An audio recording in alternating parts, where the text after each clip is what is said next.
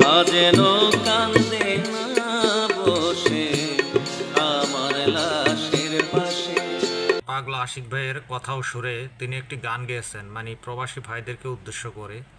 এত চমৎকারভাবে তার গানের কথাগুলো তিনি লিখেছেন এবং সুর করেছেন, যেটা শুধু প্রবাসে নয়, বাংলাদেশে বসবাসরত যারা চাকরিজীবী মানুষ রয়েছেন, যারা দীর্ঘদিন পরে বাড়ি যান, তাদেরও হৃদয় ছুঁয়ে যাবে। এত সুন্দর করে পাগলা আশিক ভাই এই গানটি উপস্থাপন করেছেন তার জাদুর সুরে, এবং তার মনোমুগ্ধকর এবং সুন্দর একটা কণ্ঠস্বর রয়েছে পাগলা আশিক ভাইয়ের। সেই গানটিরই কিছু অংশ আপনাদের সাথে আমি শেয়ার করছি। আমি আশা করি প্রবাসী সহ যারা সকল বাংলাদেশি ভাইদের যারা বাংলাদেশে অবস্থান করছেন, চাকরি করতেছেন বিভিন্ন প্রতিষ্ঠানে, তাদেরও ভালো লাগবে। অবশ্যই গানটি কন্টিনিউ করবেন, দেখবেন এবং পাগলা আশিক ভাইয়ের জন্য দোয়া করবেন।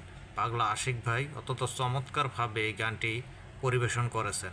অসংখ্য ধন্যবাদ পাগলা আশিক ভাইকে এত সুন্দর একটি গান আমাদেরকে উপহার দেওয়ার জন্য।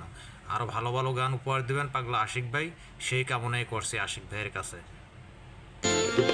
আমার মরণ হয় গো যদি এই না তোর প্রবাসে, মা যেন কান্দে না বসে আমার লাশের পাশে।